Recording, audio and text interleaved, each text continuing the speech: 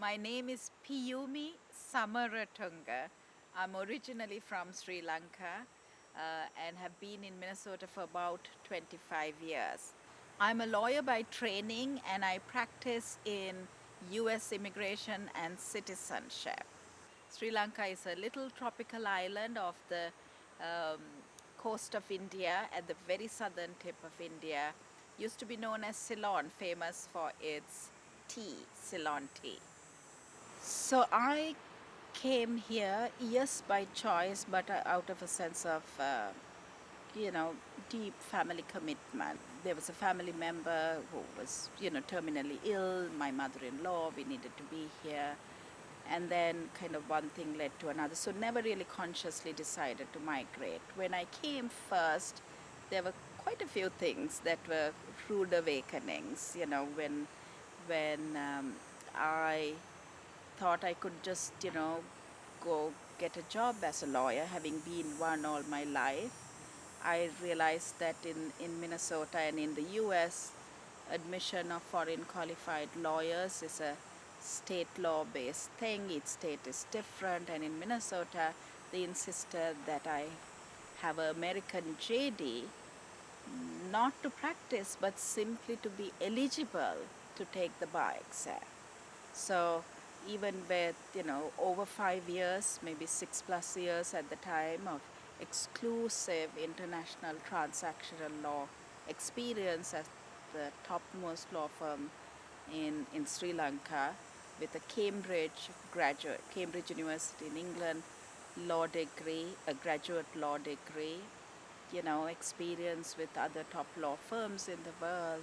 Here I was being told you've got to get a JD first, even to be eligible to take the boards, as it were, the bar exam.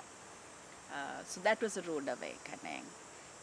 Growing up back home, Sri Lanka is a matriarchal society, despite the geographic proximity to India.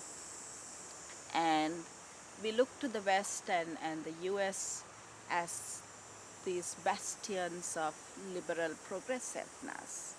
And, we had produced the world's very first democratically elected female head of state long before Golda Meir or Margaret Thatcher or Indira Gandhi.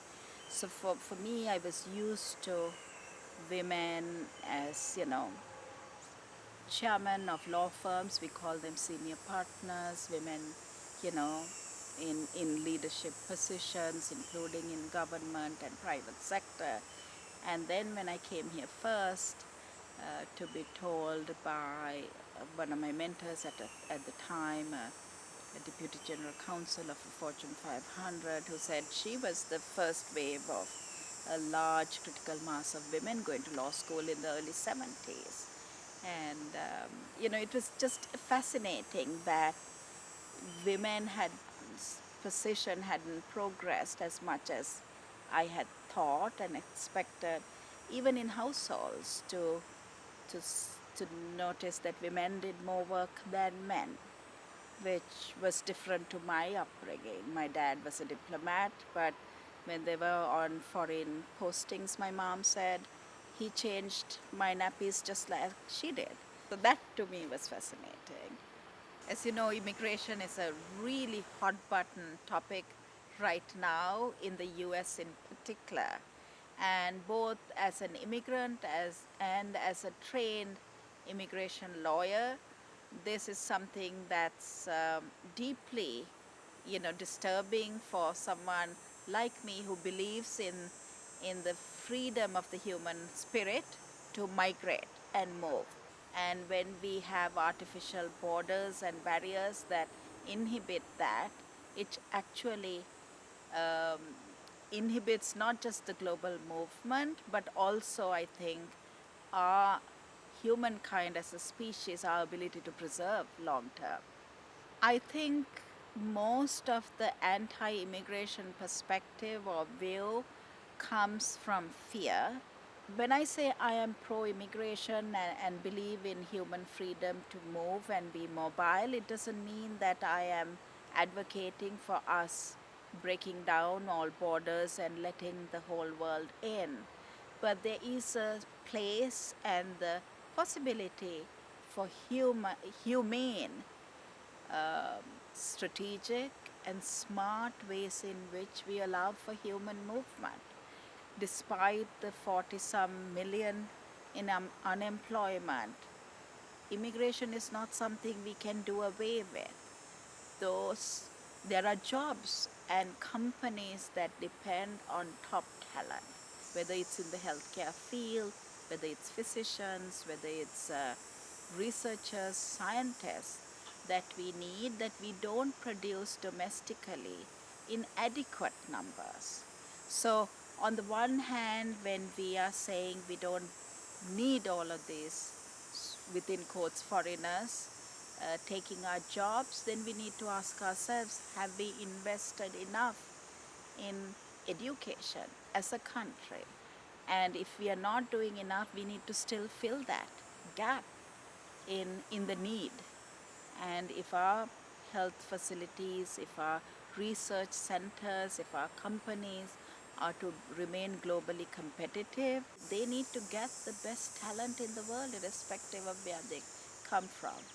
The US as a country and as an economy has reached the heights that it has reached in such a short term in terms of human civilization because it attracted the best and the brightest in the world. But unless we are welcoming, there will be another country that then steps in to take that mantle. And so we shouldn't take this for granted, that we will forever be a beacon rather, to the world to attract the best and the brightest. Unless we keep that door open, we're going to lose it. The first and I think most important from my perspective piece of advice I can give women over 50 who are looking into careers and what they consider to be obstacles is to never underestimate your ability to impact a workplace or to take on any opening that comes your way. Often I think it is the biggest challenge for women over 50 is lack of confidence, right? That, and it's on both sides. A prospective employer thinks, oh my gosh, would I be able to train her? Will she learn fast enough? I personally am aware of and have been closely involved and thrilled to see women over 50 taking on challenges and becoming just completely indispensable to their teams. Some in predictable ways and fashions, and some in completely unpredictable fashions, right? So my advice would take it on. You can do it. Once we make it to 50, it's amazing how much we've got in terms of a reservoir of knowledge and wisdom, even if we don't have, the experience in actually being in the workplace over a 30, 40-year period.